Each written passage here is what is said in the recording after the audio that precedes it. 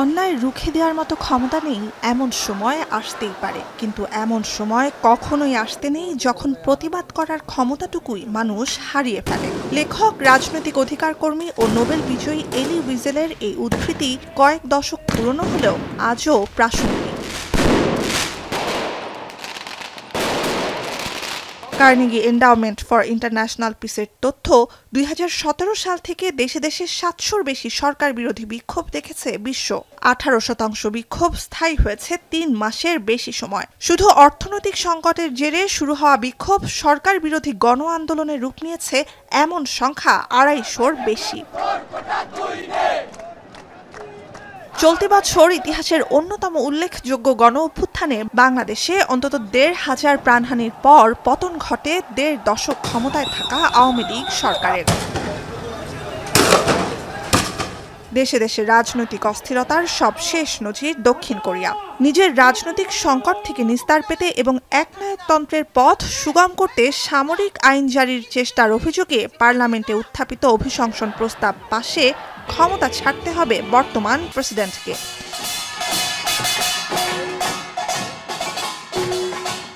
জার্মানিতে জোট সরকারের পতন ঘটে ঠিক ১ মাস আগে ৬ নভেম্বর। চ্যান্সেলর ওলাফ শোলজ বর্তমানে নেতৃত্ব দিচ্ছেন সংখ্যালঘু সরকারের। আগামী ১৫ জানুয়ারি আস্থা ভোটের প্রস্তাব দেবেন পার্লামেন্টে এবং নেবেন মার্চে আগাম নির্বাচনের প্রস্তুতি। ইউরোপের সর্ববৃহৎ অর্থনীতি জার্মানির এই পরিস্থিতিতে আঞ্চলিক জোট ইউরোপীয় ইউনিয়নের জটিলতা আরও তীব্র হয়েছে অঞ্চলের তৃতীয় বৃহৎ অর্থনীতি ফ্রান্সে চলমান রাজনৈতিক অস্থিরতার কারণে। ফ্রান্সের ৬০ বছরের বেশি সময়ের মধ্যে প্রথম অনাস্থা ভোটে হেরে বৃহস্পতিবার পদত্যাগপত্র জমা দেন মাত্র ৩ মাস আগে ক্ষমতায় আসা প্রধানমন্ত্রী মিশেল বার্নিয়ার। এদিকে ইউরোপ ও এশিয়ার সীমান্তবর্তী দেশ জর্জিয়াতেও চলছে সপ্তাহব্যাপী প্রবল বিক্ষোভ। ইউরোপীয় ইউনিয়নে যোগ দেওয়ার আলোচনা স্থগিত করায় পশ্চিমা বিরোধী এবং রুশপন্থী সরকারের বিরুদ্ধে চলমান বিক্ষোভ নিয়েছে সহিংস রূপ।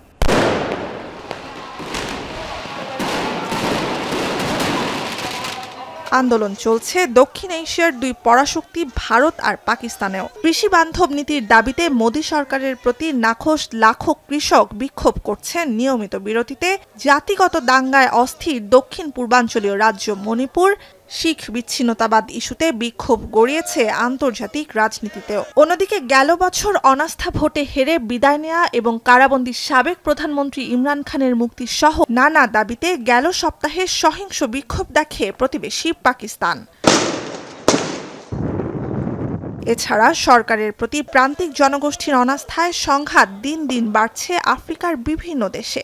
বুর্কিনা ফাসো, সাদ, নাইজার, মৌরিতানিয়া, মালি, মোজাম্বিক, সেনেগাল সহ সাব সাহারান ও সাহেল অঞ্চলের দেশগুলো অব্যাহতভাবে ভুগছে নিরাপত্তা ঝুঁকিতে। ইউগান্ডা, কেনিয়া, নাইজেরিয়ায় শক্তি প্রয়োগ করে বিক্ষোভ দমন করেছে দেশগুলোর সরকার।